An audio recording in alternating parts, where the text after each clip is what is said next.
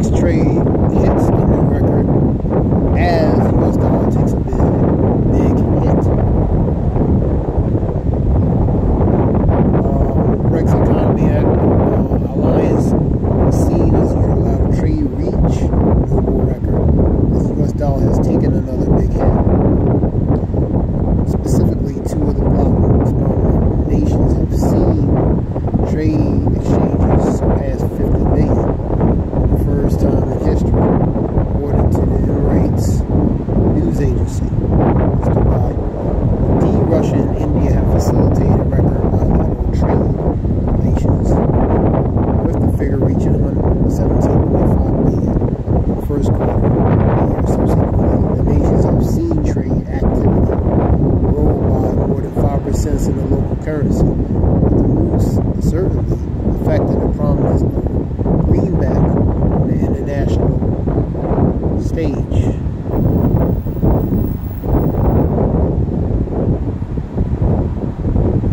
Throughout the last year, the BRICS Economy Alliance has not been shy about de-dollarization hopes.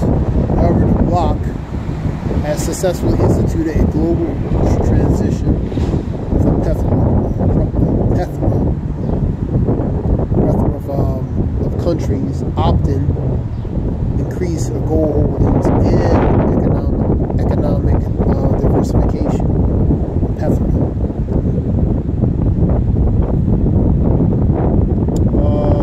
Methods have seen many alliances members facilitating complete absence of the greenback in trade. More the data showcases the diametrical capacities,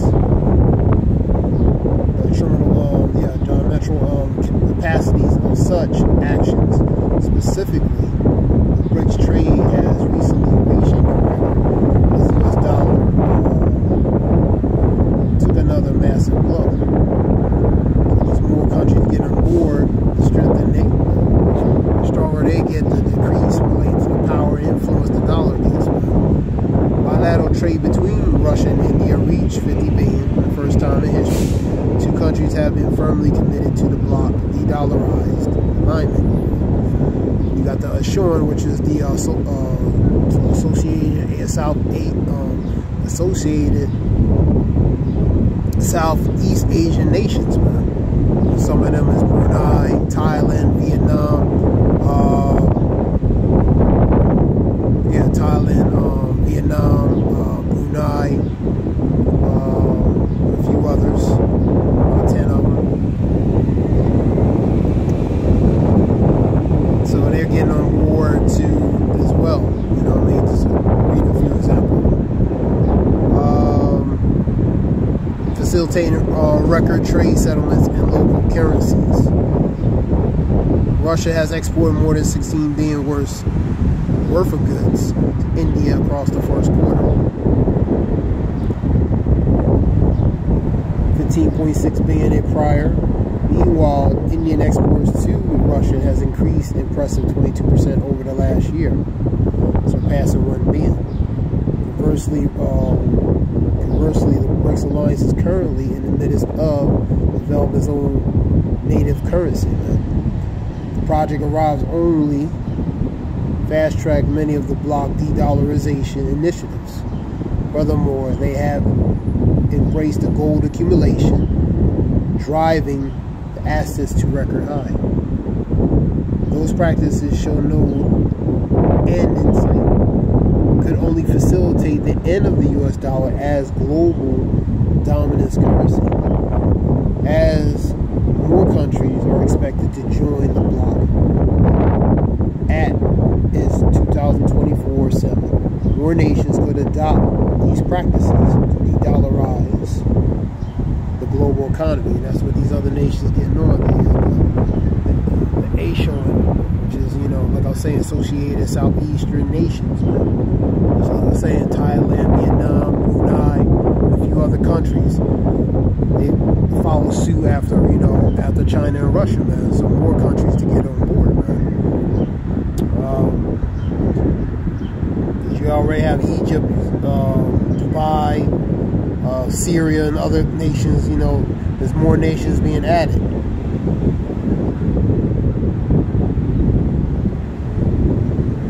Yeah, them 10 nations: Brunei, Cambodia, Indonesia, Laos, Malaysia, Myanmar, Philippines, Singapore, Thailand, and Vietnam. These are some of the 10 relating to associated Southeast Asian nations, man. So all these nations could follow suit related after Russia and China, man. And the combined relating to this $4 trillion relating to the GDP, which is the global domestic product, man.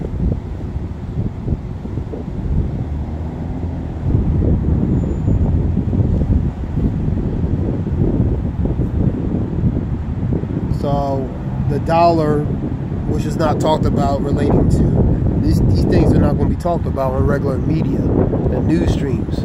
They don't want people to know about this because they have to be honest relating to economically and financially. And we know the media is a certain narrative is pushed to make it look like everything's okay, man. You know, that's the narrative is pushed, but the real narrative is the dollar's declining little by little, incrementally. You know what I mean? So they're not going to push that, man. That's a form of that media control, man. It's Operation Mockingbird, media manipulation. So they got to manipulate relating to the narrative and what's being pushed, what they want the people to know, not what the people need to know. And part of that big aspect is relating to economy and the financial aspect, man. Let me see what other stuff. That's so this was something short. Scripture talks about be not ignorant of anything great matters or small, man. This is a great matter. Financial aspect. This is a very big matter because this we entering incrementally a new transition, and the ultimate transition relates to the fourth industrial revolution. You know what I mean? Relating to man merges with technology, man. And man becomes that technology. Smart man, smart woman. So then we like go to Revelations talking about, you know, relating to get it real quick. Let me get it. Revelations. Just trying to remember it.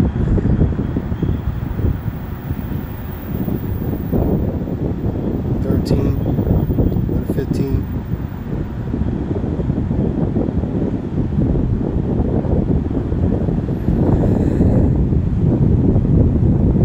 Get an NIV, which is new translation, new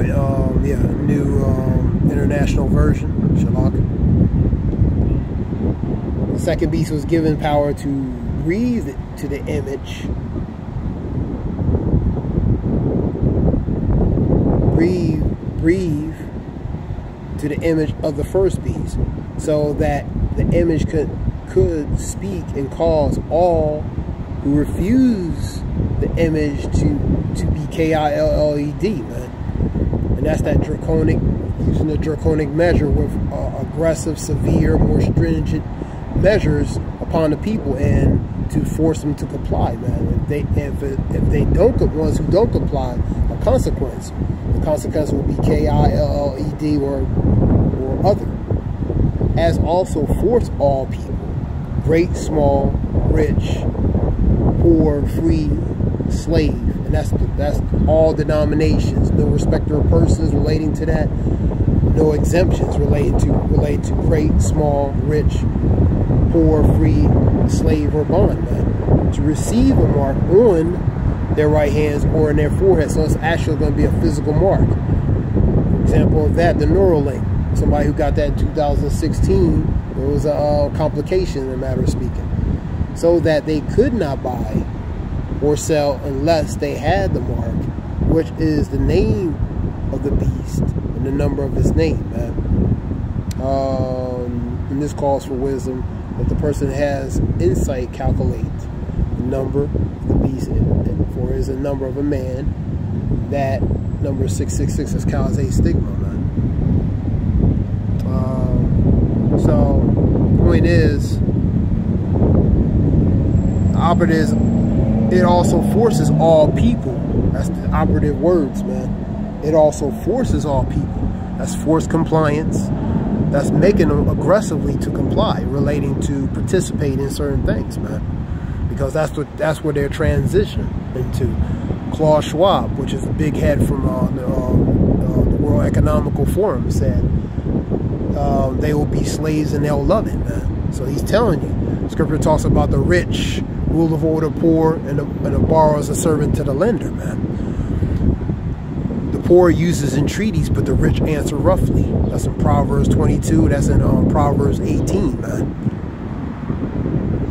So, who's the servants, man? That's the poor, man. To the borrower, that's the rich. The rich rule over what? The poor. The poor is the 99%. Who's the rich? The 1%, man. So that's what that goes to. And the poor uses entreaties. Entreaties is beg, beseeching.